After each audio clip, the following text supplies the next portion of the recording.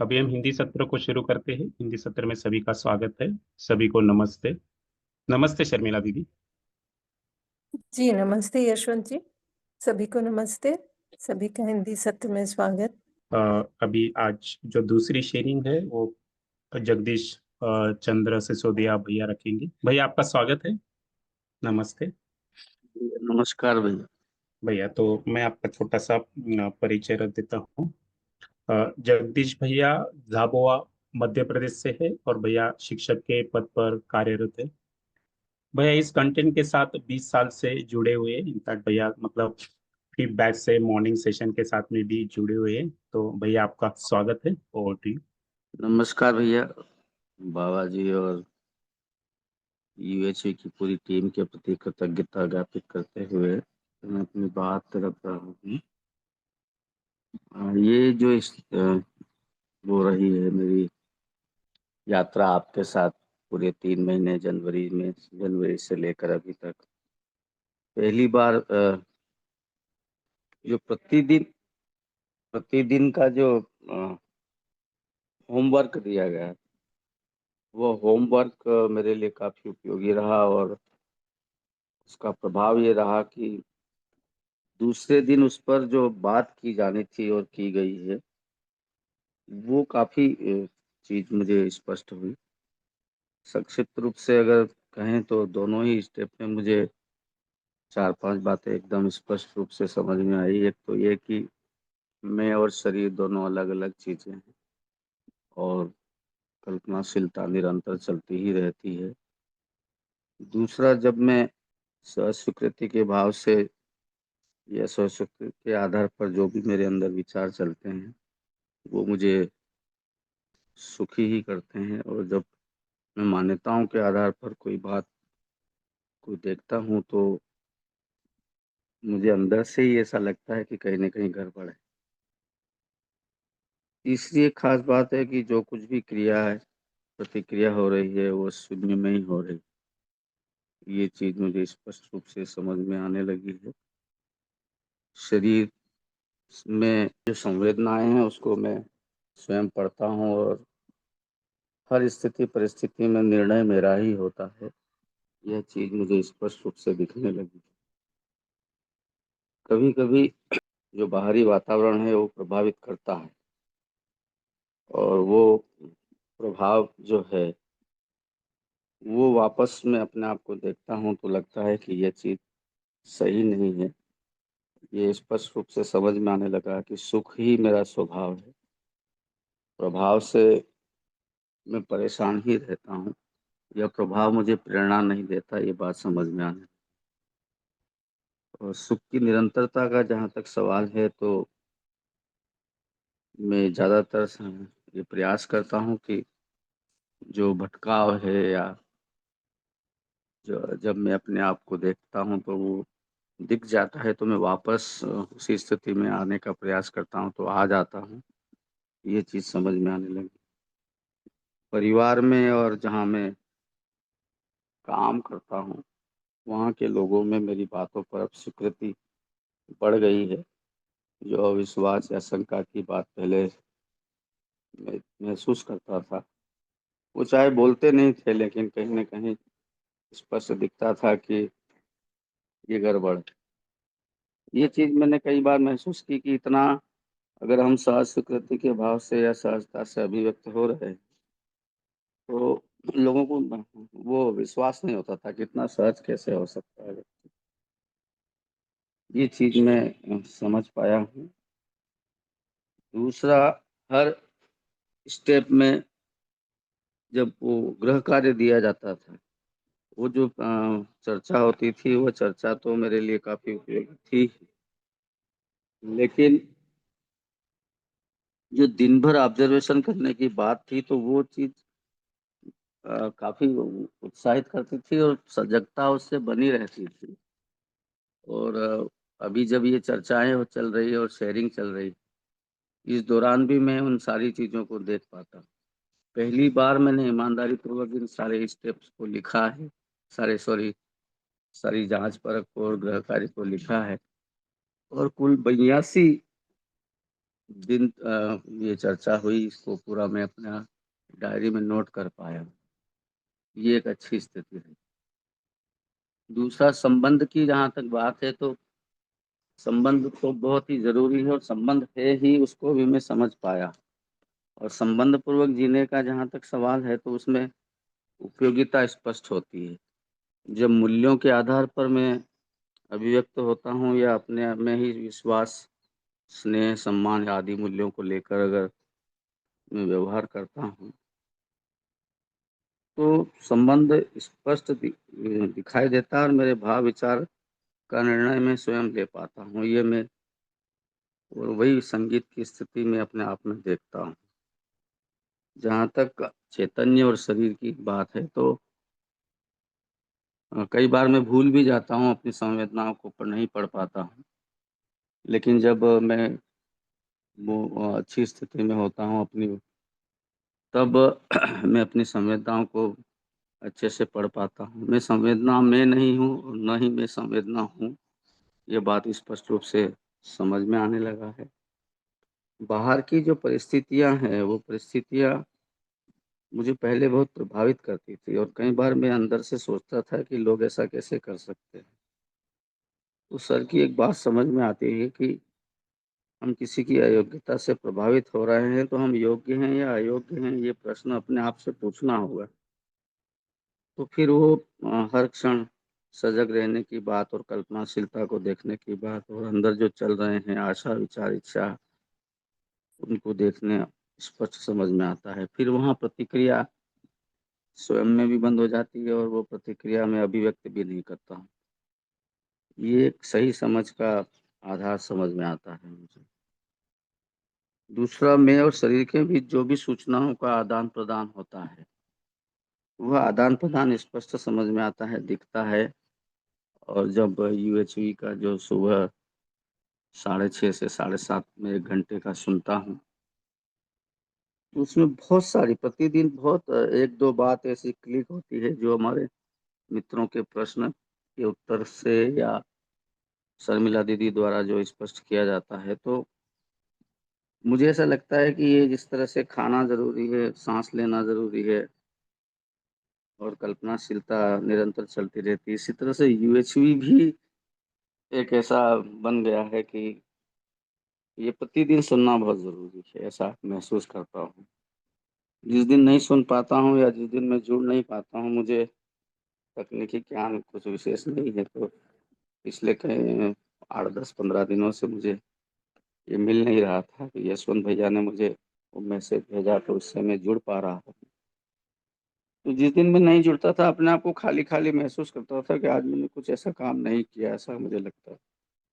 Commitment का जहाँ तक सवाल है, मैं अच्छे से इस काम को कर रहा हूँ, और अभी मध्य प्रदेश में जो आनंद विभाग का काम है, उसमें मैं झाबुआ जिले का नोडल भी हूँ।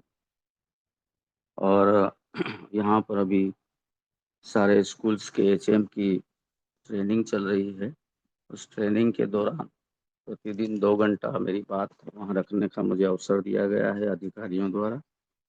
इस बात को मैं रखता भी हूँ, उसमें काफ़ी अच्छा परिणाम सामने को देखने को मुझे मिल भी रहा है कि लोगों में सहजता, सजगता की बात स्पष्ट समझ में आती है।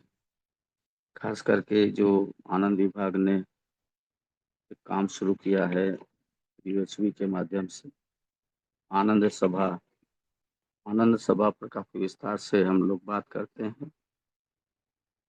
इस चर्चा में ये समझ में आया कि लोग बात को समझना चाहते हैं, समझते हैं, उनके सामने सही प्रस्ताव नहीं रखा गया, ऐसा कई बार स्पष्ट दिखता है। और जो कार्यक्रम का जहाँ तक सवाल है, तो मैं प्रतिदिन इसमें कम से कम 2 से ढाई घंटा लगाता हूँ, और जो पुस्तकें मुझे उपलब्ध है मेरे पास, उनको मैं पढ़ता रहता हूँ। एक खास चीज़ ये बात है कि जब अपने आप पर ज़्यादा ध्यान होता है, या देख पाता हूँ, तो मैं बाहरी परिस्थितियाँ मुझे प्रभावित भी नहीं करती है, उनके प्रति प्रतिक्रिया भी नहीं होती। एक चीज़ समझ में आई कि उससे एक ज़िम्मेदारी का भाव स्पष्ट। श्याम भैया को सुना, और उनके बाद भी कुछ बातें मुझे स्पष्ट हुई कि अगर मैं किसी से अपेक्षा कर रहा हूँ तो वो उसकी जिम्मेदारी है, और वो मुझसे अपेक्षा कर रहा है तो वो मेरी जिम्मेदारी है। ये बात काफी अच्छे से मुझे समझ में आ गई। अगर मैं उसकी अपेक्षाओं को पूरा कर पा रहा हूँ तो मैं अपने जिम्मेदारी का निर्वहन कर रहा हूँ, ये बात एकदम स्पष्ट हुई है। और यहाँ से संबंध की जो प्रगाढ़ता है और संबंध में जीने की और निर्वहन करने की जो बात है वो काफी अच्छे से हुई। एक बात और है, जो मूल्यों में जब अभिव्यक्ति होती है या उस तरह की बात रखी जाती है तो एक उपयोगिता स्पष्ट होती है, और हर व्यक्ति उपयोगी होना चाहता है, ये बात समझ में आती है। अब वो किन्हीं कारणों वो अपनी उपयोगिता को रख नहीं पाता, जबकि हर व्यक्ति उपयोगी है, ये बात समझ में आई। निरंतर ये मैं देख पा रहा हूँ या समझ आ रही है, कभी कभी गड़बड़ हो जाती है, लेकिन हर व्यक्ति सुखी होना चाहता है, ये बात स्पष्ट है। हर व्यक्ति सही कार्य करना चाहता है, सही व्यवहार करना चाहता है, यह भी स्पष्ट समझ में आता है। अब इसी अर्थ में ये समझ में आया कि जो धर्म के रूप में अगर हम देखें तो सारे हम सुखधर्मी हैं, ये स्पष्ट दिखता है। इसलिए अब प्रतिक्रियाएं या रोष या गुस्सा एकदम कम हो गया है, बंद हो गया है। ऐसा कहना अभी थोड़ा सा ठीक नहीं लगेगा, पर हाँ, पूरा पूरा ध्यान रखता हूँ कि मुझे किसी के प्रति अंदर से भी विरोध ना हो और मैं बाहर भी उसको व्यक्त न करूं, ये बात स्पष्ट समझ में आई। सुनने की जो स्थिति पहले थी वो शब्दों में, सूचनाओं में तो काफी अच्छे से मैं उसको देख पाया था, लेकिन जो थोड़ा महसूस कर रहा हूँ मैं, वो कि मैं स्वयं भी शून्य में हूँ और शरीर भी शून्य में है और सारी इकाइयां शून्य में है। और ये जो ऊर्जा वाला मामला है कि ऊर्जित होते हैं हम लोग, तो वो मैंने देखा कि जब मैं प्रसन्न रहता हूँ, खुश रहता हूँ, अनुकूलता बनी रहती है, तो वह ऊर्जा महसूस होती है कि मैं ऊर्जित हूँ। और जब मैं थोड़ा परेशान सा रहता हूँ तो वह ऊर्जा ऊर्जा तो अपनी जगह होगी ही, लेकिन उसे मैं महसूस नहीं कर पाता, ये बात मुझे स्पष्ट रूप से परिलक्षित होती ही।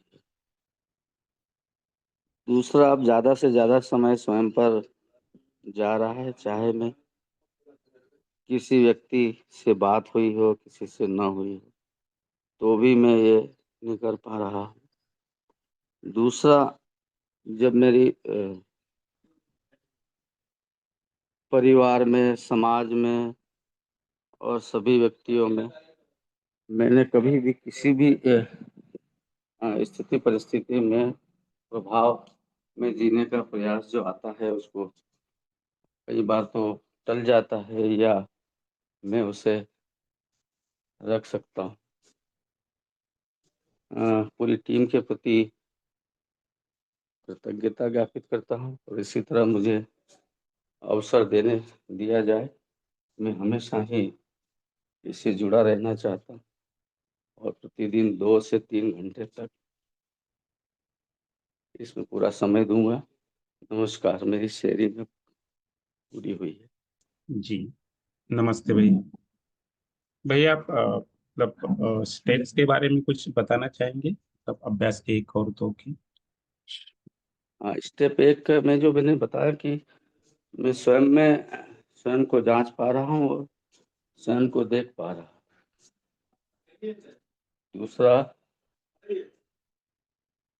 सबसे बड़ी बात ये है कि मैंने एक सेकंड, तो मैं स्वयं को देख पाता हूँ और शरीर को देख पाता हूँ। स्टेप 1 में जो भी स्टेप दिए गए हैं, 1 से 7 तक, सारे स्टेपों को मैं जांच पाया हूँ, समझ पाया हूँ, देख पाया।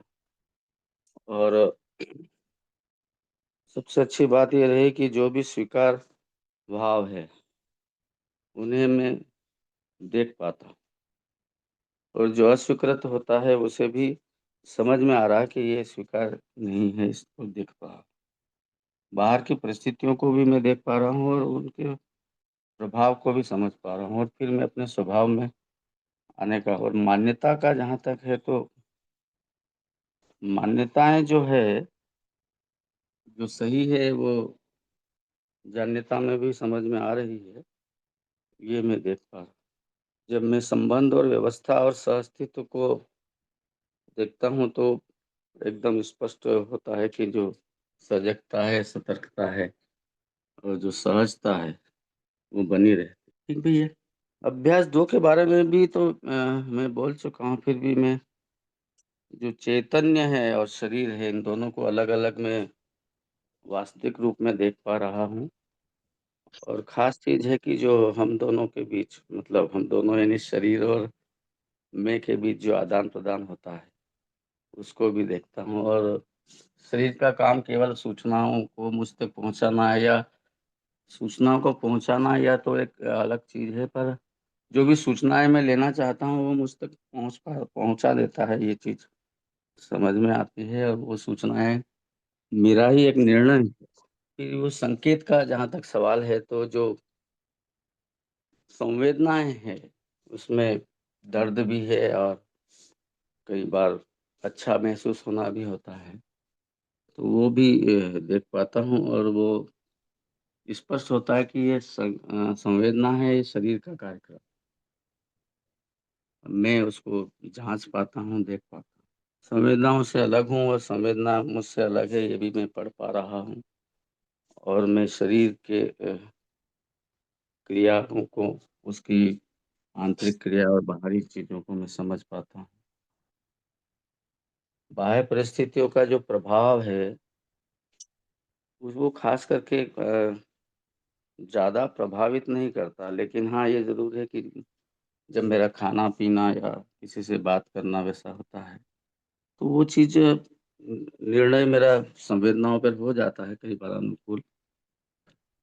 संस्कार का जहाँ तक है, तो अभी भी बहुत सारी मान्यताएँ मुझ में है और उन मान्यताओं के आधार पर जो भी निर्णय लेता हूँ, तो मुझमें परेशानी होती ही है और उससे प्रभावित हो ही जाता हूँ। फिर जब मेरे भाव-विचार को मैं देखता हूँ, तो जो बिगड़ा हुआ भाव है, जो बिगड़ा हुआ विचार है, उसको मैं देख पा रहा हूँ और जो सुखी-दुखी होने का जो निर्णय है, वो समझ में आता है।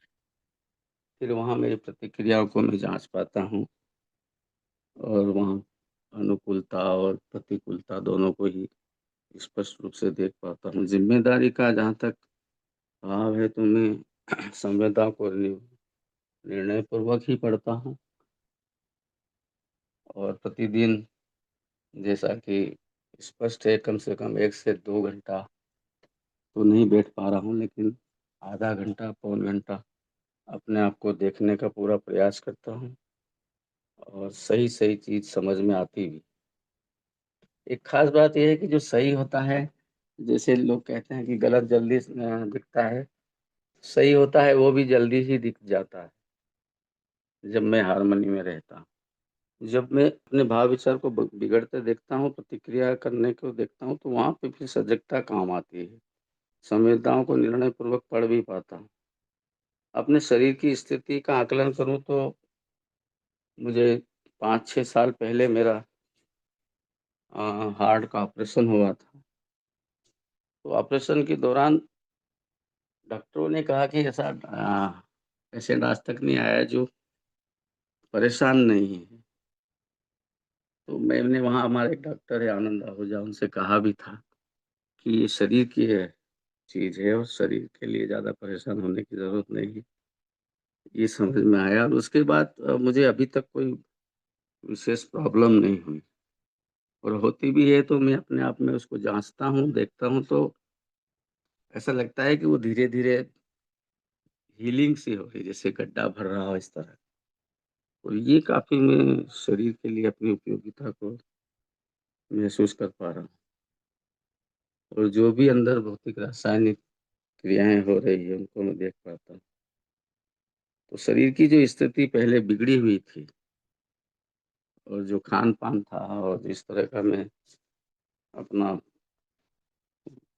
आहार-विहार का जो मामला था, वो स्पष्ट हो गया।